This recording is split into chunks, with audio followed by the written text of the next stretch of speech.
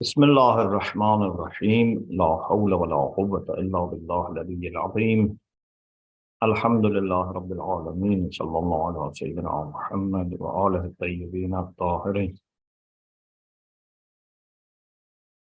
اللهم أخرجني من ظلمات الوهم وأكرمني بنور الفهم اللهم افتح علينا أبواب رحمتك وانشر علينا خزائن علمك برحمتك يا أرحم الراحمين. Alhamdulillah, we have tawfiq to continue our study of Training and Education in Islam by the late Ayatollah Mutahhari. And today is the martyrdom anniversary of Imam al-Jawad alayhi salam. So I offer my condolences to you and Imam for a time. Ajjalallahu ta'ala farajahu sharif. As you know, in the last few sessions, we have been studying Ayatollah Mutahhari's discussion about different factors that contribute to tarbiyah. We have talked about tafakkur, we have talked about ibadah, about loving for awliyaullah. The next is marriage. Because for us, tarbiyah and education is not only when you go to school. It starts from before birth and continues up to last moment of our life. So we are always in the process of making ourselves or the people who are under our care better, inshallah. Marriage is also a very important factor that contributes to tarbiyah. He says, Islamically, marriage is not considered as a way of, meeting only some of our, physical needs or, some of our, desires to be satisfied. It's not looked at marriage as a physical relation or, sexual relation only. No. Marriage is a sacred institution. And in Islam, as you know, the Prophet said, there is nothing felt dearer to Allah than marriage, which is the basis for having family and continuity of humanity and community. So we look at marriage as a very spiritual and educational thing. He says, before marriage, there is a chance. I a little bit, of course, change some of the things, but the main idea is the same. Before marriage, there is a chance that maybe someone is very self-oriented, to say the least. I don't want to say selfish. Yes, there is a chance to be selfish, but there is a great chance to be at least self-oriented. Even maybe they have concern for their parents and siblings, but they still maybe someone is self-oriented, has plan for himself or herself. Family is just a small part of it, maybe. It's possible. I'm not saying everyone is like this. When you marry, your self grows and includes another person.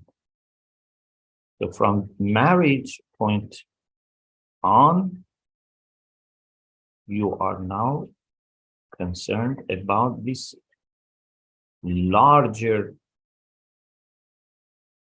unit, about the union between you and your wife or husband, and this becomes a new self for you.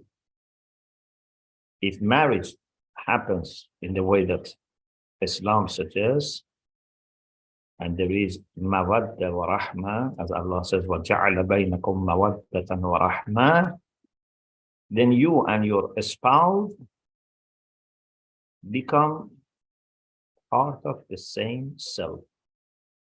And many times it's impossible for you to be happy if the other part is not happy, or even you prefer your other part to be happy than yourself. If you have something which is, for example, to eat something delicious, something nice, you prefer that your other self, your other part eats, and you see they enjoy, you will be happy. Or later, then when you have children, this even grows further. If your children enjoy, you enjoy. Sometimes you may sacrifice your comfort or convenience or pleasure of this particular side of the bigger self so that the other parts are happy. So it's a way to get rid of egoism and selfishness. Of course, it can happen even before marriage. You know, some people are, mashallah, so good that even before marriage, they have the same understanding about their parents, siblings, etc., and they are not, you know, self-centered that much. But generally speaking, the greater chance for unity happens after marriage, and then when you have children. So it's a very spiritual practice, because spirituality is mostly a matter of getting rid of your ego and moving towards Allah subhanahu wa ta'ala. Da' nafsaka wa ta'al. Leave yourself and come towards Allah subhanahu wa ta'ala. Or someone said, you know, when a mystic was asked, or a spiritual person was asked about what is the summary of instruction given by mystics, and, you know, what should he do? He said, put your step on yourself, and then the next step is you are with Allah subhanahu wa ta'ala. What does it mean, put your step on yourself? Means on your ego, on nafsa ammara, not on your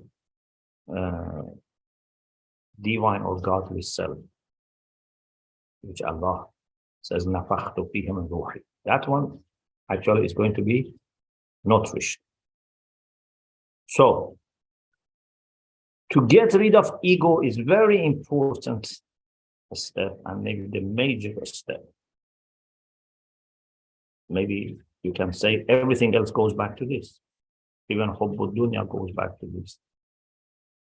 So, marriage can help with this. And then, of course, 2 points can be said. One is that he says, we have had some people, even some among some Muslim philosophers, some great scholars, we had some people who didn't marry because they wanted to be more dedicated to spirituality, and they thought if they have, you know, wife and children, it would be difficult.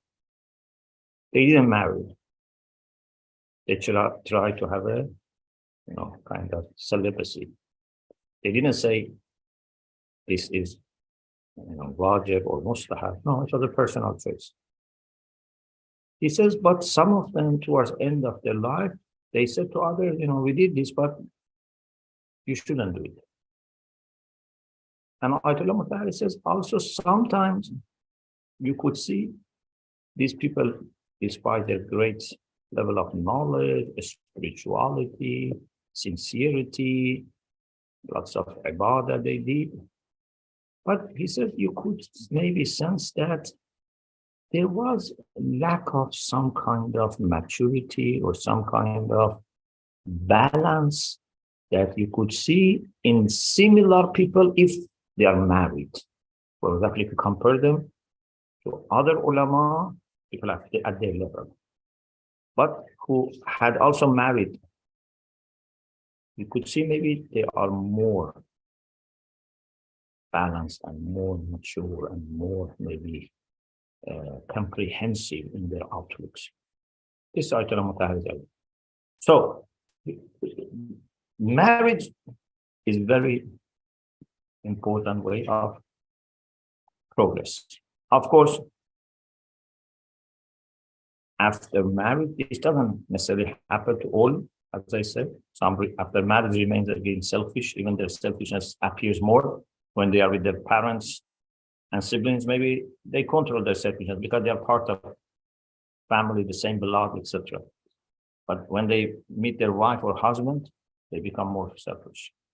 But it needs training, it needs attention, it needs preparation before marriage. You prepare your mind, your heart, and know why you are marrying. You are not marrying with someone to gain only from that person or to start a business and partnerships. Okay, 50%, 50%. If I get less, I am not happy. No, you marry to please Allah, to make someone else happy, help someone in journey, and also in this way, you also will be happy. You give someone help, and then, inshallah, Allah will help you. Even you don't need to get everything you give to the other person. No. That person is responsible to give you the same, but there should be competition for giving more. The more you put inside, the more you get. It's like, when two people, for example, start business. If someone says, I put 50% of capital, then you gain 50% of the profit. But if you put 90%, then you get 90% of the profit. So the more you put of love, mercy, the more you will be rewarded by Allah, the more you get. So you shouldn't think you are losing if you are helping your husband or wife more, or you are showing more love than you are receiving. No, do it for the sake of Allah, continue, and you are the winner. And inshallah, that person also will gradually learn and change. Genuine love, love without expectation, not love for the sake of changing. If you love people without expectation, it will open their hearts, inshallah. So, this is one point. The other point is that Ayatollah Mutahari says we have about some prophet, for example, Prophet Isa alayhi salam or Prophet Yahya, that they were hasur. And it means that they didn't marry. He doesn't mention lots of details about this, but he says that he thinks that this doesn't mean a kind of recommendation that it's better to not marry. They didn't marry. Maybe they had particular reasons, particular situations. Maybe for them it worked better. Maybe for them other things were not possible. Like we have some ladies from Ahlul Bayt, like Lady Masuma, but she seems not to have married. Why? Some people say because maybe people were afraid of marrying daughter of Imam Musa ibn Ja'far with all the pressure which were there on. I think maybe there was no one to be kufr for her, to be at her level to marry. But in any case, this shows that you can be single and at very high level of perfection and spirituality. You can be a role model for people who cannot get married. So those who can get married and find reasonable spouse, they should, and know that this is one step for progress. But those who don't find good spouse, or for any reason they cannot get married, it's not out of their choice, shouldn't think that this is the end of life. No, they should know that still they can progress, and maybe this works for them better, who knows. But we should not delay marriage when it's the right time, especially men. Unfortunately, some men don't commit themselves to marriage. And since in our culture, which is not, of course, Islamic, but it's our culture that men should give proposal, then there are some good women who don't receive good proposal because some men are not, thinking that they should marry.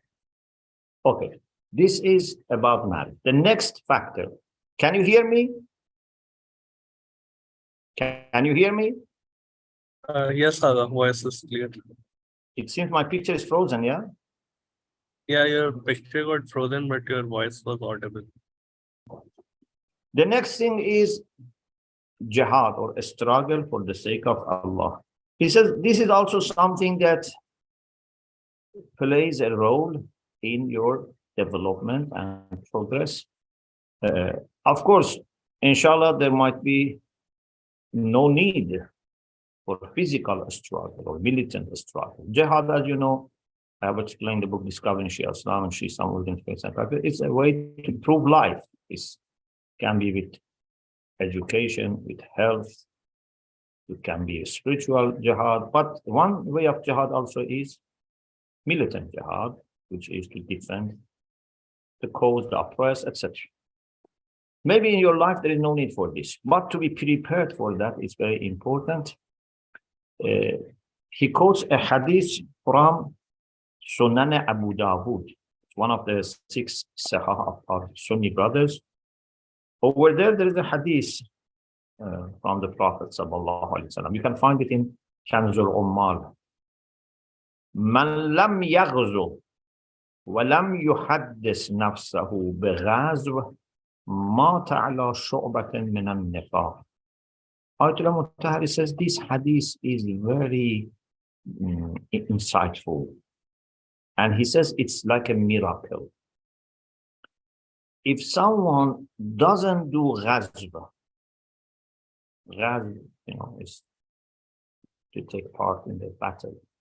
So it has no participation in that, okay, this happens. But the second part says, and doesn't also speak to himself about this. Basically, it means if someone has had no experience of taking part in ghazw and has not had intention and desire for doing so. Basically, he says, no matter what's going to happen, in no circumstances, I am happy to defend, for example, my country, defend my, nation, my, family, the oppressed people. He says, no, this is not my way. In no circumstances, I am happy to do so. According to this hadith that our Sunni brothers have said, and Ayatollah Mutahari finds it very acceptable and like a miracle, because we are, alhamdulillah, open to accept whatever. Aga, sorry to interrupt, but your video is not coming. Aga. Okay, so maybe I need to restart. I think we had this problem before. So I will restart and connect again, inshallah. Okay.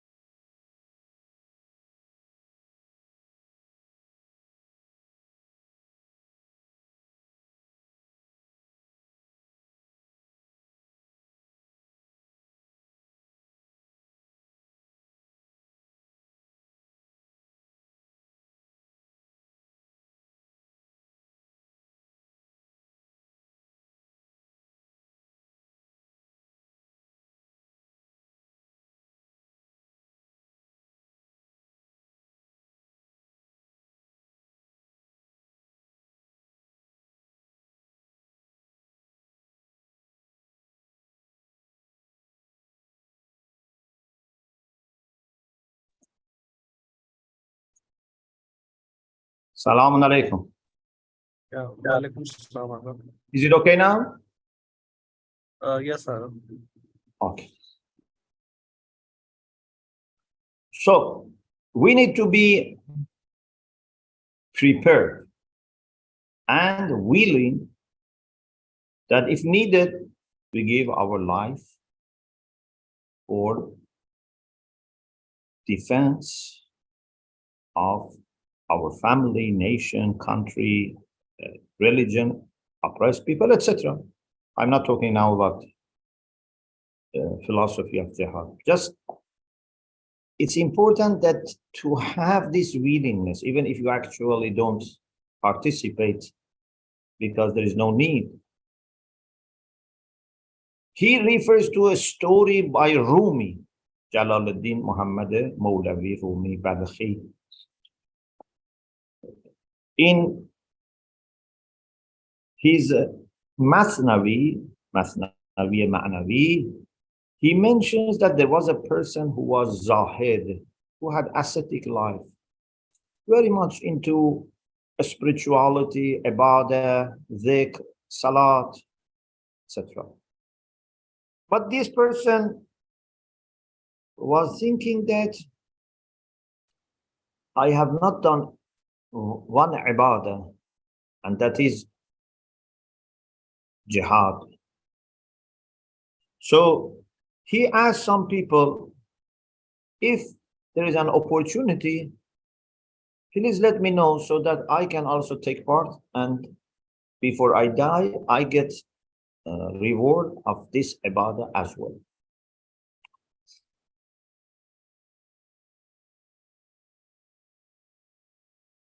Something happened. There was a battle, and he took part. One day, they announced enemies have come, and we should go and stop them. By the time he got ready, because he had, to make, wuzu, etc., was taking time. He was, not quick. Many people who are spiritual, of course, they are also quick in doing different things. But he was a person who was taking his time, and, by the time he was getting ready and get dressed, etc., they finished. And he was very sad, He said, I didn't have tawfiq to take part. They told him, there is a person that is very vicious and has killed many people, is very dangerous, and you can go and kill him. We have taken him, and you can go and kill him. Of course, I'm not commenting on the story. I don't know what's the circumstances. I'm not saying, what should be done to someone who is taken as captive. This is not our discussion. This is just a story of Mawlavi. When he went, there was just one person who was already tied. The hands were tied up, for example, or somehow in a controlled situation. He wanted to kill that person. And he said, I told him, you are an enemy of God, and, you have to be punished, and you have to see justice. He just screamed at me, and I fell down, and he jumped on me. So when the people went, they saw that actually that person is killing him. They was close to killing him with, his teeth was going to chew his throat. They released him and rescued him. So Ayatollah Mutahari says, what is in this story, the spirit of it, is that it's not easy that all of a sudden you become ready for such things. If you have never been to difficult situations, then when difficulties come, you would not be prepared. Something small and little can damage your morals, can make you fearful to death. You may have heart attack even, or you may run away. So you need to be prepared. for such difficult times. So he says this is also something important that I say, even for example, if it is not like getting ready for this kind of things, at least we should have ability to live with difficult circumstances. If you are too much dependent on, electricity and I don't know, internet and using car and having our, coffee and tea and juice and, all these things, everything ready, instant, all the techniques and gadgets, if we can use them, but we should not become dependent on them. Because a time may come that sometimes you have then to choose between having these things or having your honor or your faith. If you are too much dependent on these things and you are not a strong person, then you cannot make good decisions and you cannot help others as well. So it's very important that we try to remain strong and independent, even if you are using things, but you shouldn't become dependent on them. Finally, in this lesson, there is a question and answer session, just one question, but the question is about, the first question is about helping with designing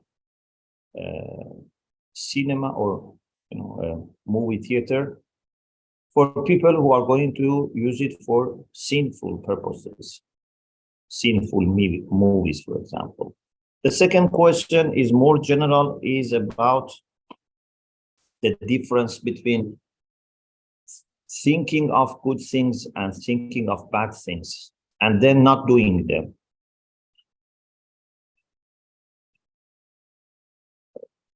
The core answer is this.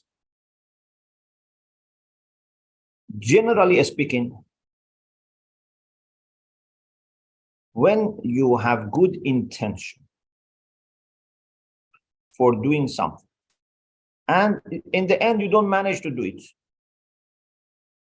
Allah rewards us for our good intentions. Yeah, for example, you have intention of going for Salatul Jama'ah or for taking lessons on your faith. You have intention, but you go to masjid, Imam was ill, could not come, there is no Salatul Jama'ah, there is no one to lead Salat, so you say your Salat alone, or masjid is even closed, you go back and say your Salat alone. You get a reward for your intention. Or you want to learn, there is no electricity, no internet. You go, you get ready, you have intention, you get reward for that.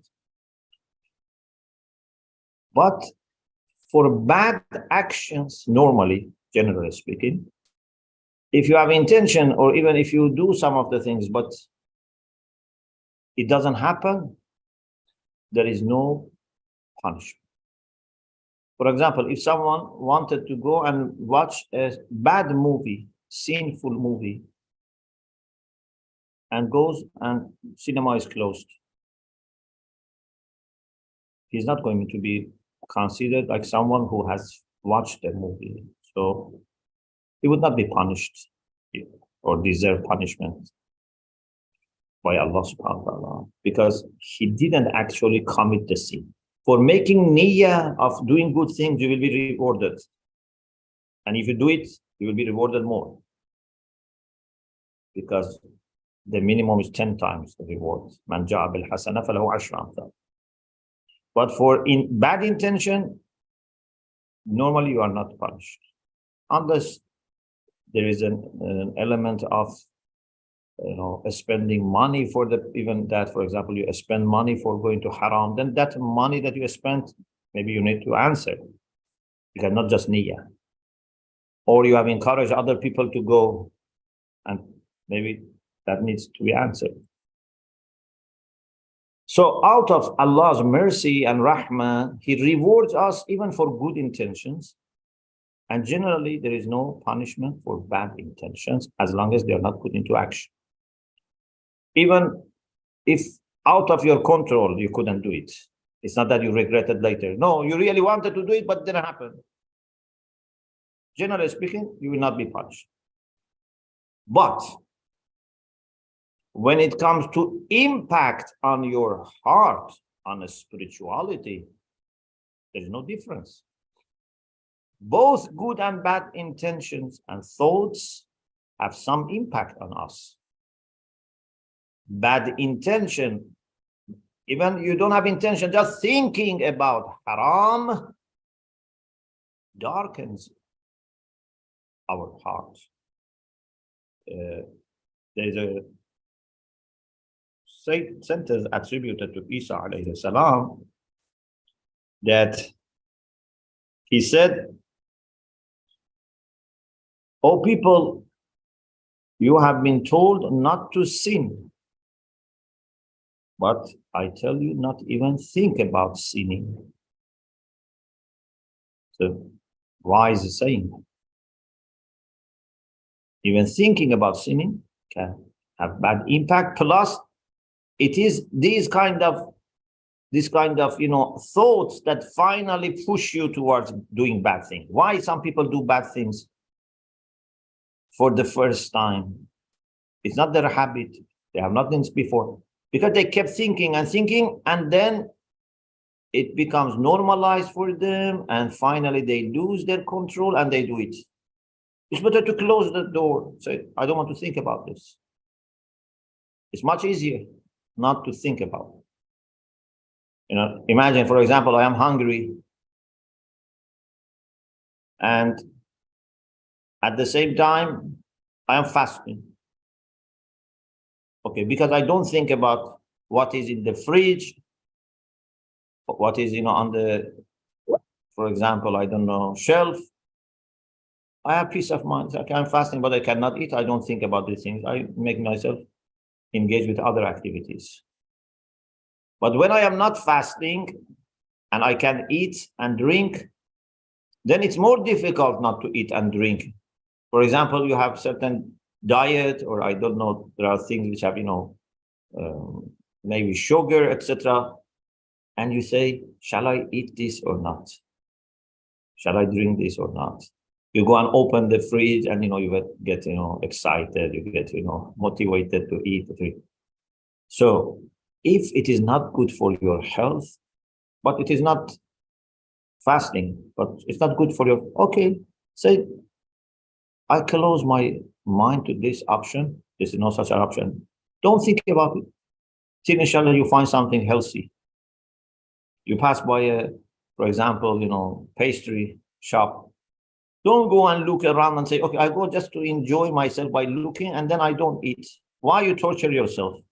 And why you put yourself in danger of losing your control? Maybe you go there and then finally you decide to. And sometimes, we don't do something and then we get excited and we overdo it later. You buy, even more than one and eat more than one. So it's better you control your thoughts. Those who are interested in the series on Adab al-Salat by the late Imam Khomeini, we had 2 sessions, if I'm not mistaken, it's session 10 and 11, on how to control your thoughts and obey khayal during Salat and outside Salat. Okay. So, bad thoughts to be controlled, but as long as they have not been put into action, generally there is no punishment for them. Good thoughts, good intentions can be even rewarded, even if they are not put into action.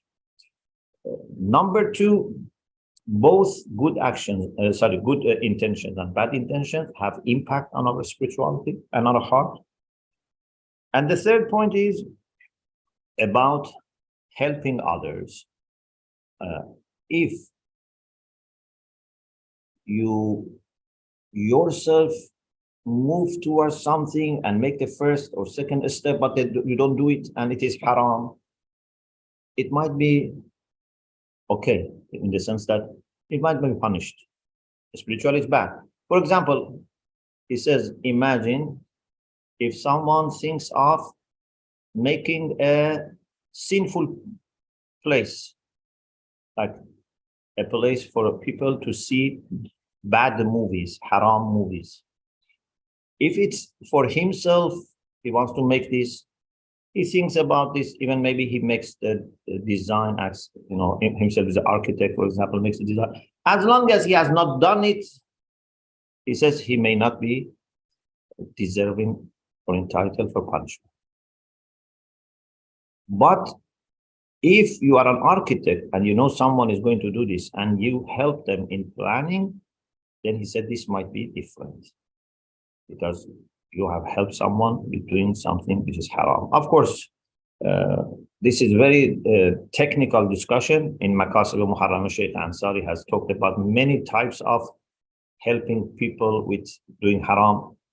In some cases, it is haram. In some cases, if what you do can be used for both halal and haram, you may not be responsible. Everyone checks with their marja.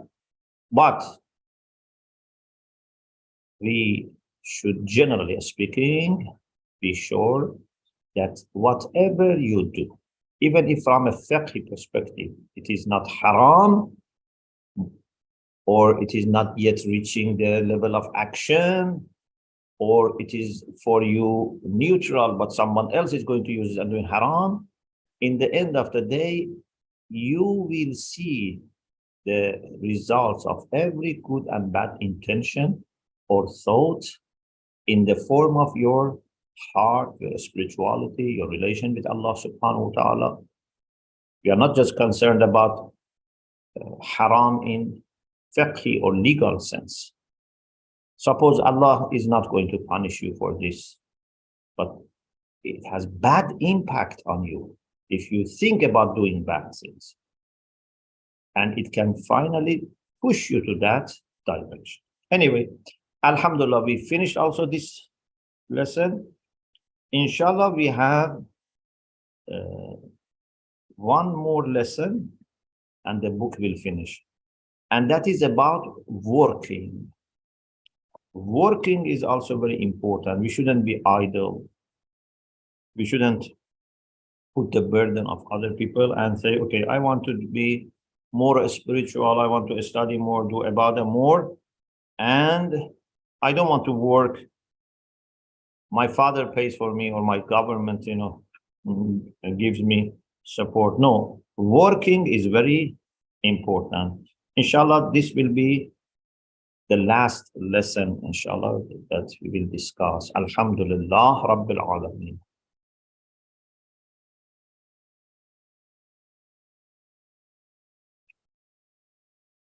Yes, Is there any question or comment? Yeah. Yes, people with questions can raise their hands.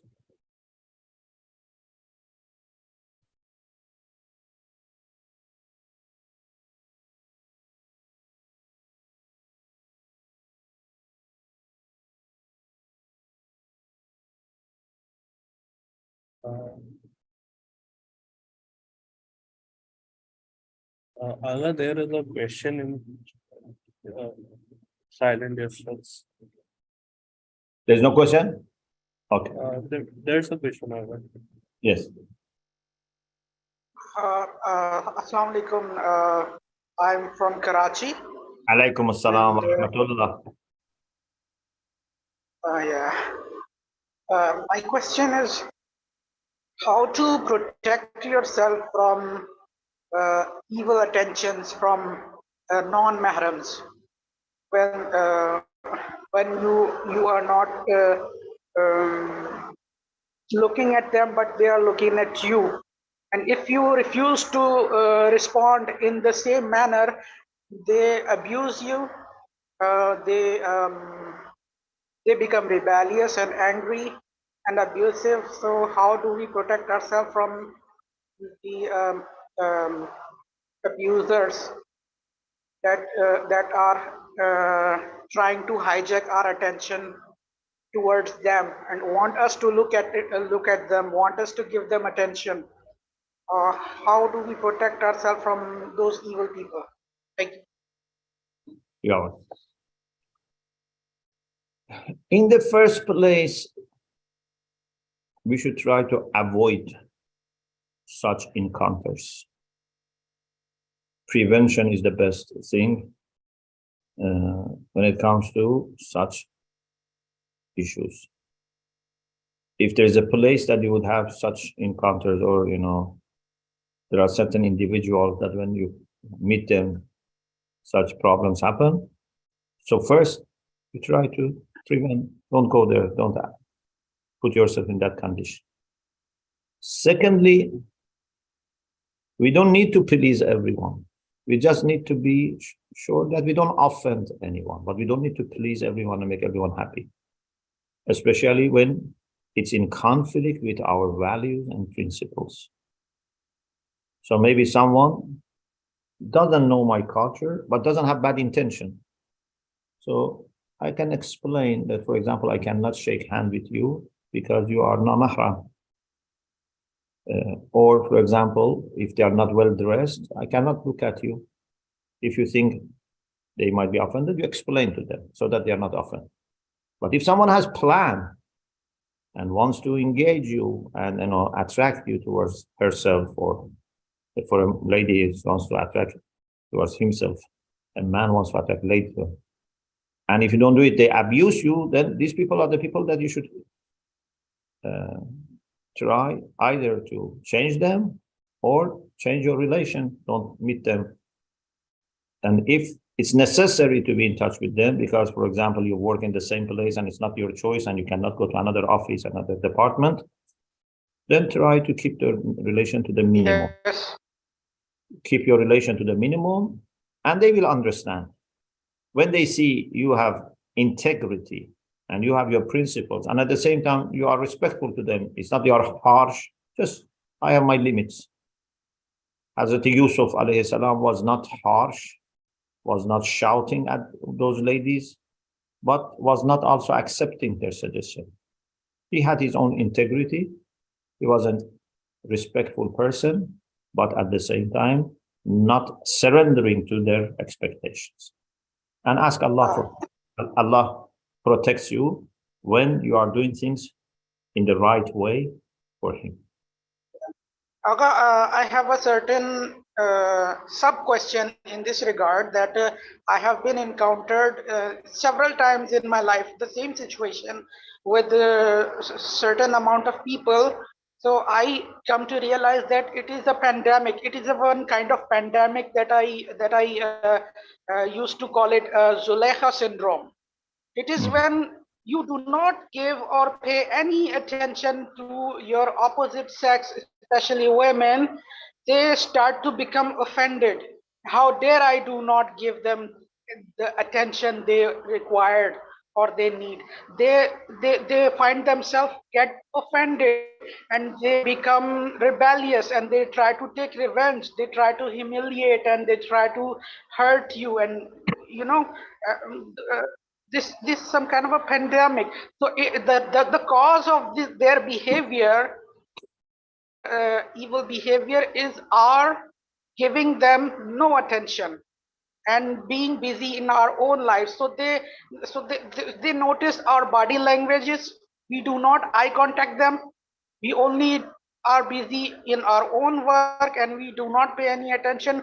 So they get attracted by us, by our body language, and they observe us, and we don't know who or when somebody is noticing us. So this has become a real problem.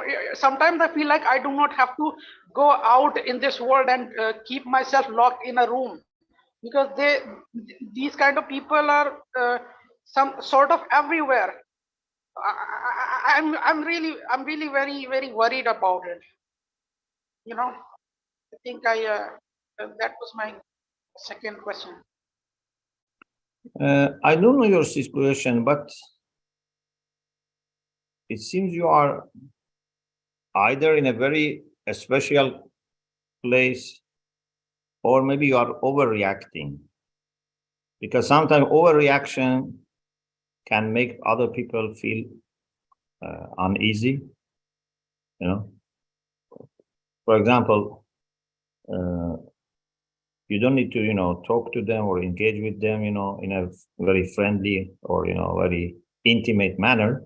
But as a colleague, when you enter the office, for example, you say, salam, and, if they feel that you are running away from them and, you don't, talk to them, and then that can create tension, that can create, suspicion. And why, what does this person think about me? Does he think that we are, for example, bad people? So I don't know your situation. Maybe you can discuss with your friends, mu'mineen, who are in similar context, and to see whether you are overreacting or showing too much sensitivity, or no, this is real. In any case, I don't think this is pandemic. I don't think this is very common. Most of people, I think, if they know someone has integrity, but it is respectful to them, but, says, I don't want to come to your, gathering, or don't want to mix with you too much. They appreciate it. Say, okay, this is his way. And inshallah, Allah will help you if, you do things, right way, in the right way. And the main thing is, in the end of the day, everyone should make sure that he's doing what is pleasing to Allah subhanahu wa ta'ala, without offending others as much as possible. If they want to be offended, even if I do my best, that's their problem. But I try not to offend them. I don't try to not to be disrespectful to them, but I have my principles, my ideas, and I don't have time to waste. I don't have energy to waste. I want to focus on what is good for me and people. May Allah bless you, inshallah. Okay. Thank you. Jazakallah. Jazakumullah.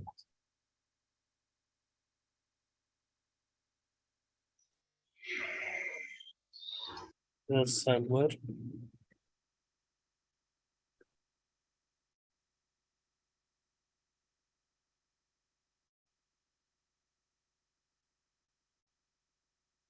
Syed Asif Raza. अस्सलाम वालेकुम आगा, मैं दिल्ली से बोल रहा हूँ। आगा, एक question ये था कि अगर somebody's wife doesn't want to do hijab, will their husband will be responsible and he will be punished by God in Qiyamah? Yes, good question. When you are going to marry, you should make sure you marry someone that believes in your principles, in your values. So, for example, if you are committed Muslim, so marry someone who is committed. And one of the things is this lady going to have hijab or not? But if you marry someone who has hijab and you are sure she's observing hijab, later she changes her mind, then I think this is not the point then to say, okay, I want to divorce you, or to force her. Keeping your marriage, I think, is more important. And through kindness, through positive discussion, through meeting pious ladies and families, you should try to bring her back, not by fighting or force or divorce. Okay? But if from beginning she was not practicing hijab, why did you marry such person? You knew that. I'm not saying it's not going to work if you talk to her, but you have to accept that it was your mistake, not that much her mistake. Yes, she's not observing hijab, it's her problem, but you saw her in this condition. So now you have to do extra work to compensate for the mistake that you have done to yourself and to her. And pray to Allah to open her heart to hijab. But in any case, I don't think we should fight over hijab. A husband should, see what's the influence that he has. Sometimes if husband says to the wife not to do it, she will not do it. The husband is responsible. Sometimes if husband even keeps saying, don't do this, she will do it. Amr Ma'ruf has different circumstances. One of the conditions of Amr Ma'ruf is that there should be possibility of ta'thir, ihtimal ta'thir. There should be possibility of working. If it is not working, and you keep saying and asking, it can create just more tension. If she, na'udhu billah, is having haram relations, that's another thing. But if it is just not having hijab, you see how you can bring her back. If by saying, please don't do this, she will stop, alhamdulillah. If you have to take time, explain, or if you have to just leave it for some time and through other ways, bring her love back to yourself, then you do it. So my point is this: before we marry, we should consider such things. If you want someone with full hijab or certain type of hijab, choose that type of person. But if you marry with someone who has no hijab or good hijab, and after marriage you want to keep, asking and making this a point of tension and, na'udhu billah, divorce, and especially when you are going to have children and you want to divorce for this, or that lady is going to suffer after divorce, I don't think hijab is an issue over which you should divorce your wife. That's hijab itself. Inshallah, try to bring her back. But as I say, repeat again for the third time, before marriage, make your decisions. Not that you fall in love and say, later, inshallah, I will work on her hijab. She had done this argument against you that you saw me in this way. I didn't hide from you. Why you accept it?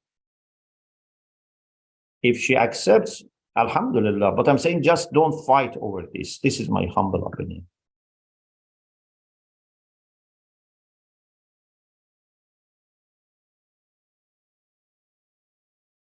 Yes, Anwar. Faiza.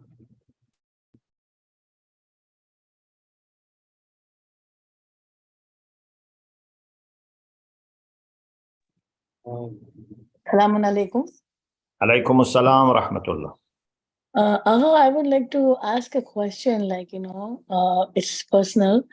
It's regarding depression, and it's regarding, the question that the boy asked you, the one that was, saying that girls are attracted to him and all that. In that situation, I would like to discuss with you. I'm on I have depression, but now I'm trying to understand Quran. Please mention where you're speaking from also. Oh, sorry. I'm from Canada. I'm from Yes. Canada. I'm a Pakistani, but I live in Canada. Been Yes. living here for a long time. So I was trying to say that, because of the weather and it all started, but the thing is that I feel after reciting Quran, understanding it word by word, and I have a couple of agha or, khwahar who have come from Qom, who have studied well, and they are helping me to learn Quran. The Very thing good. I wanted to discuss is that I'm trying to come out of it, and because Quran does heal the spirits, right? The ruh, Yes. and the medicine is given to the body. Recently, I heard a lecture from here only, from this group only. Someone was talking about this subject. What I'm trying to say is that, like the boy said that, girls someone- are after him, he's trying his someone- best and all. And what I'm trying to say, yes? Your voice was cut off. You said recently you have been hearing something here. Then it was not clear. Yeah, recently, I feel I'm getting a little bit better. But when I get better, and my issue is My issue is that I am a strong person. Personally, I think that. And I don't like if something wrong goes on in front of my eyes, because Allah has showed me that I'm a witness of that, and I should try in my best, the way to, help them or solve the problem. So often I get into trouble a lot with family, but I try not to disobey my husband. But the thing is that people, like he said, she's after me and all this, and then they tell me that I'm on medicine, and I have a problem. So maybe, when I'm like a little bit, telling them my views, they say that I'm on medicine and I am like, should eat more. People put opinions and everything on us sometimes. We are in such situations, we try to do good, but there are situations that we are put into, right? So like you said, like to that boy also, that maybe it's your reaction, or maybe it's overreacting, or maybe it's me. I just want to give a comment that Aga, it's not always like that. Sometimes it is like that, sometimes it's not. It's because you're like you said, he must be in a wrong situation, like I'm in a wrong situation. But I do understand that I have to have peace in my home. It's my fard to have peace in my home. But all these situations where we are put in the test, when we don't understand Allah, and and especially Quran, we get into these depression, and like the voice is reacting or whatever. So we should have more ilm, more knowledge for people, for mental strength. You know what I mean? Mental strength, ruhani strength, how to get out of this situation by understanding Quran. Because Pakistanis, Indians, other than Arabs, they don't read Quran the way they should read, right? I mean, I am 58 now, and I'm reading Quran now, trying to understand. Now I get in my brain that I should have read the Quran long back, like 5 years old, when I was I should have started at that time, right? But the thing is that there's no help. When I was in preparation, there was no ruhani help from my community, from my masjid, from my Imam Barga. And I had to go to the other people, and they gave me such medicines that, it made my mind numb. It's not only me. There are so many women over here who are depressed, Muslim women, because they have such situations in their homes. And then other people, try to misguide them that, no, my husband is this, not your husband, or no, my kids are this. Though wrong is happening in their home. We should have some counseling done for people like us. You know what I mean? Yeah. We should have more help from you, Agha, from others, that they give us mental strength plus ruhani strength. That's all I want to say. Thank you. Yes. Yeah. In the past, maybe when we were children. That's the end. Yeah, thank you. In the past, maybe these things were not very common, but I think now, alhamdulillah, everyone has access either locally or through internet to many things which are positive. Just we need to be very selective.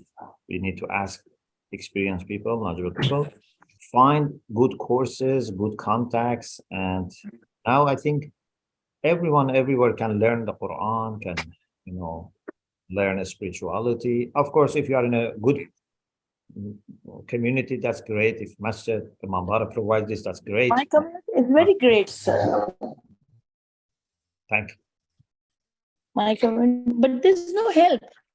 No help. Sorry, I interrupted you. I'm so sorry. But in my community, there's a lot of good people. Everyone is good, but there's no mental help. They tell us to go to the white people, or they go. So I want people like you, Agha, to start this, that, especially women. You don't know, they've gone crazy. Women have gone crazy living in their house. 6 months we don't get out of the house because of snow. And the rest of the 6 months we are working like, So what I mean to say is women need mental strength. If women are mentally strong, they are not misled by their husband that you're crazy, or by their in-laws or friends or even their own parents. It would be better if they get mental strength, and the whole nation will prosper because of that. Islam will prosper because of women. Yes. Mothers.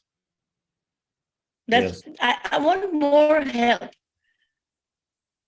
Yeah, this is an area that mental health, we need more So work. if we can work on that, I would be really, really grateful, because yes, every other. Yeah. Men, they go out a lot and they work and they run situations, but they only can solve one situation at one time. Women are multitaskers. They're taking care of kids, they're taking care of, I'm saying Allah has given everybody proper, perfect life, because He wants us near Him. But where to get the sense for the women? And like you said, go on internet. Some people, they go on the wrong side. Like the other day, I put in Fatima Zahra, such a wrong side came up. And if there's a 14-year-old girl mentally disturbed, what will she think? What will she do? She'll read that side because she thinks that's right. You understand what I'm saying, sir? It's a big thing I'm asking you. It's a very big thing. But slowly, we can win the race, because we have Aima with us, Allah with us. Yes. So we need more mental strength. Yes. And Ruhani strength. How to get it? Mental strength and Ruhani strength together, we can do it. Yeah. Thank you, sir. Ahsantan, thank you very much. Jazakumullah khairan. Also, physical activity is also very important. Health, needs also, even for mental health, you need physical exercise. I think if we, walk, if we run, if we do some healthy sports, it's very good even for your, mental health. In addition to the things that we have to do for mental health directly. May Allah bless you, inshallah. May Allah help us to fulfill all responsibilities. I myself feel responsible to work something for mental health of community. But, our time is limited, but inshallah, Allah gives barakah, inshallah. Thank you very much. Ahsantum. Maybe the last question, if there is any question.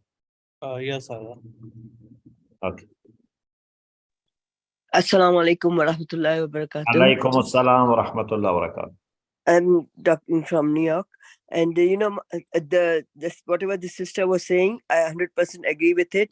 And please, we should, maybe the revival people can arrange one dars about counseling, helping personally, helping one-to-one women who cannot go anywhere, like she's saying, the center is good, the community is strong, but still they don't have those counseling sessions, like private, secure, where they have confidence, kid, whatever I say will stay here and it will not go out in the society. So if my request, maybe the revival people can also arrange something, or maybe they can give us the names for the counselors, the Muslim Islamic religious counselors who can help women. There must be people out there, right? So maybe they can call them either, or they can give their contact. Once they'll call them, and then we'll have the contact number of those people also. Like, for example, I know one sister, Begum Asghari, she's in, I think in Houston, somewhere in America. So maybe there are other who are ready to come on revival and give a little dars and then give their contact number or whatever, Please, if you all can arrange it. Thank you. Jazakallah. May Allah bless you. So maybe the organizers, because I am just giving one dars here, I am not part of the admin team. Maybe they can, inshallah, consider this and find qualified people to offer this kind of. May Allah bless you, inshallah. Thank you very much. Yes, sir, inshallah. Can you please recite the dua? Inshallah. We have also some people who are ill, and we are concerned with them. There are people who have requested for dua, so we recite 3 times Amman Yujib first. أعوذ بالله من الشيطان الرجيم بسم الله الرحمن الرحيم أمن يجيب المضطر إذا دعاه ويكشف السوء أمن يجيب المضطر إذا دعاه ويكشف السوء أمن يجيب المضطر إذا دعاه ويكشف السوء اللهم صل على محمد وآل محمد اللهم اغفر ذنوبنا وإسرافنا في أمرنا اللهم اشف مرضانا اللهم ارحم موتانا اللهم اغفر لوالدينا ولوالدي والدينا ولمن وجب له حق علينا ولمن أوصانا بالدعاء ولجميع المؤمنين والمؤمنات. اللهم عجل في فرج مولانا صاحب العصر والزمان واجعلنا من أعوانه وأنصاره وشيعته. اللهم وفقنا لما تحب وترضى وجنبنا عما لا تحب ولا ترضى. اللهم اجعل عواقب أمورنا خيرا. وصلى على محمد وآل محمد برحمتك يا أرحم الراحمين. التماس الدعاء. في أمان الله. الله. أحسن.